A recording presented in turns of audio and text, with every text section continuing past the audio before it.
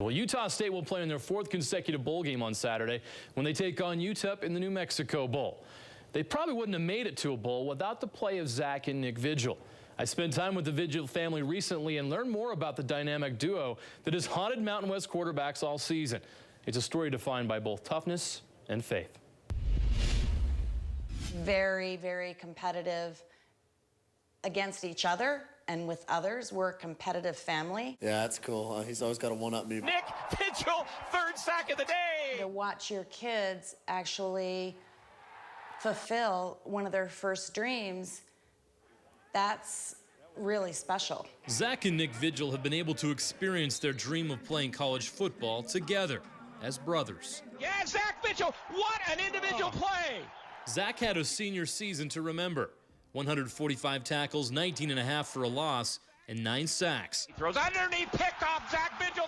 He was named Mountain West Defensive Player of the Year and a second-team All-American. Knocked away really by Nick Vigil from behind. Nick forced 5 fumbles and had 7 sacks. He also scored 2 touchdowns as a running back. Touchdown, Nick! Nick Vigil's 2nd touchdown. Earning first-team All-Conference honors. It's kind of surreal, really, because I mean we still have another game left, and so I don't think we'll really be able to appreciate that until we're older. The Vigil brothers did everything together growing up, from football to rodeo, but they would take very different paths to Utah State. Zack was a relative unknown at Clearfield High School with no scholarship offers. He walked on at Utah State, and after 2 years in Logan, almost walked away from the game of football. He wanted to quit, you know, and I said, son, you haven't even put the pads on yet. At least give it till spring and see what happens and go from there. I said, but at least give it a chance, that way you won't have any regrets. Before the spring game in 2012, Zack was dealing with a shoulder injury. The medical guys are like, I don't know how you're playing football because your shoulder's worse than him over there, and he's had 2 surgeries. He needed a miracle to play in that game. Devout Christians, the Vigils turned to prayer after Sunday dinner. And I said, let's just put it on the Lord's hands. And we did. After dinner, we said a nice prayer, and about a week later, I called him. I said, how you feeling? He goes, you know, not too bad. I'm feeling pretty good. And I said, good.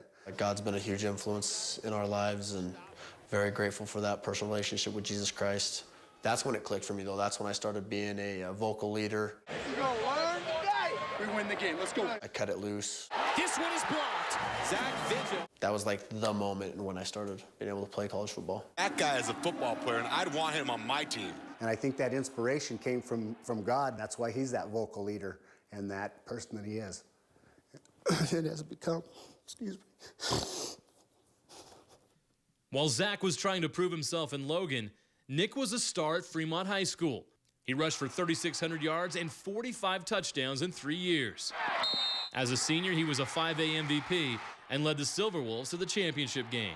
Nick Vigil has a touchdown rushing.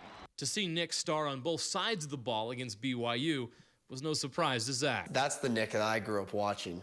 You know, every Saturday, that was Nick. He played middle linebacker and he played running back. So proud of Nick, and Nick's a very gifted athlete and always has been. Pump fake and drilled by Nick Vigil. Fell in love with the game from a very young age. I always wanted to be around it. I wanted to play with Zack, and actually tried to play a year too early and on Zack's team when it was his first year, and I was like 3 years younger, or too young to actually play. And the coach came up to me and said, how old are you? And I was like, oh, I'm only 6. And he's like, well, you can't play. You're way too young. And so Jurich is pressured and sacked on the very first play of the game by the Vigils. When they finally could play together, these brothers formed the most dominant linebacker duo in the Mountain West. Now they prepare to take the field together one last time.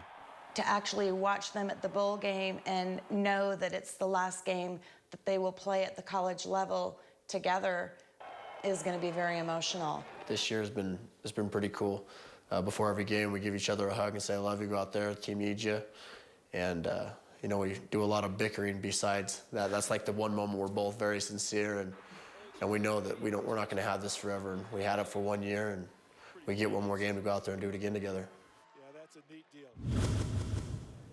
The Vigil brothers combined for some insane numbers: 261 tackles, 35.5 tackles for loss, and 16 sacks. They hope to add to that total in Albuquerque.